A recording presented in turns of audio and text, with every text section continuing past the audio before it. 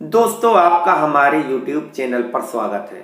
दोस्तों जैसा कि मैं आपको इसी आर्टिकल के फर्स्ट पार्ट में बता चुका हूं कि सच्चे प्यार को या अपने पहले प्यार को भुला पाना कितना मुश्किल होता है, क्योंकि पहला प्यार या सच्चा प्यार जब किसी को किसी से हो जाता है या होता है तो वह पूरे मनोयोग से एक दूसरे की भावनाओं से कनेक्ट होता है।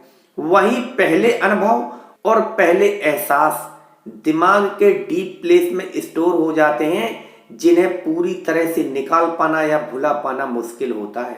इसीलिए जब लोग अपने पहले प्यार से या सच्चे प्यार से बिछड़ जाते हैं तो उनका सोना जागना, उठना बैठना, खाना पीना, यहाँ तक कि दिन रात का सुख चैन भी छिन जाता है।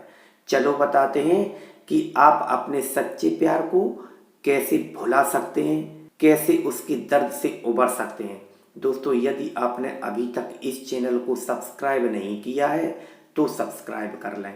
नंबर 1, दोस्तों जब लोग अपने सच्चे प्यार से या पहले प्यार से बिछड़ते हैं तो जैसे उनके जीवन का रंग ही उड़ जाता है। हंसी खुशी भूल जाते हैं, गुनगुनाना और दोस्तों के साथ मौज मस्ती सब कुछ करना छोड़ देते हैं। कहीं घूमने फिरने नहीं जाते, सिर्फ एक कमरे में या अकेले उदास पड़े रहते हैं। तो आप एक बात सोचो, क्या गम में पड़े रहने से कुछ हासिल हो जाएगा? इसलिए अपने गम की चादर को छोड़कर अपने दोस्तों के साथ समय बिताएं, ज़्यादा से ज़्यादा बाहर घूमने जाएं, खास तौर पर ऐसी जगह जहां पर काफ़ी भीड़ भाड़ रहती हो। दोस्तों से खुलकर बात करें, उनके साथ मनोरंजन पार्टी आदि अवश्य करें, किंतु अकेले रहने से बचें। सेकंड नंबर, जब आपको लगने लगे अब जिंदगी जीने का कोई मकसद ही नहीं बचा, क्योंकि जब लोग अपने सच्चे प्यार से या पहले प्यार से बिछड़ते हैं तो वे बार बार अपने प्रेमी प्रेमिका की यादों को दोहराते हैं, याद करते हैं, और हर याद के साथ उनके दिल में एक नया दर्द पैदा होता है जो उन्हें बेचैन कर देता है। कभी उनकी फोटो देखते हैं, कभी रिकॉर्डिंग सुनते हैं, कभी उसके साथ बिताए गए सुनहरे पलों को याद करते हैं। तो जब उन यादों का क्रम टूटता है तो आंखों में आंसू आ जाते हैं। ऐसी स्थिति में आप एक बात सोच सकते हैं कि जिसे आप इतना चाहते थे या चाहती थी, जब आपसे बिछड़ने पर उसे कोई प्रॉब्लम्स नहीं है तो उसके लिए आप अपना सब कुछ बर्बाद कर देने पर क्यों तुले हुए हैं या तुली हुई हैं। थर्ड नंबर, सबसे पहले आप उसकी सभी तरह की निशानियां मिटा दें, जैसे photo, gift, phone number, recording आदि। इसके बाद कुछ अच्छे दोस्त बनाएं। यदि आप लड़के हैं तो किसी अच्छी लड़की से दोस्ती कर लें, उसके साथ समय स्पेंड करें। अगर आप लड़की हैं तो किसी अच्छे लड़के से दोस्ती कर लें और उसके साथ समय स्पेंड करें, बातचीत करें, उससे अपने मन की बातें शेयर करें। इससे आपको जीने का साहस मिलेगा। यदि बात बन भी जाती है, हो सकता है आप उसी के साथ आगे प्यार में बढ़ जाएं।